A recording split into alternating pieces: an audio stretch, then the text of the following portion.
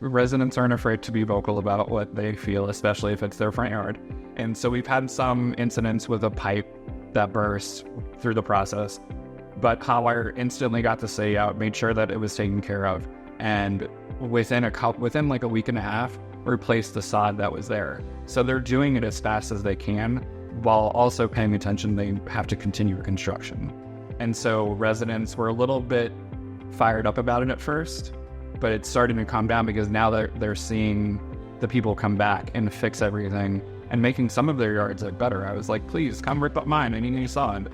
But seeing that it can look better than it did before and that they're actually taking the time to do it has changed people's minds about the process of construction. But you're always going to have hiccups because, like I said, AT&T lines that are 20 plus years old that were never actually mapped out, nobody can do anything about that. We don't know where they are.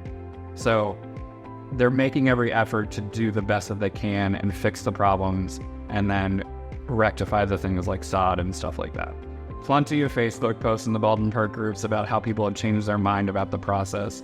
They were so angry that it happened, which is justified, but then seeing Hotwire come out and fix the problem in a timely manner, now they're on board with everything.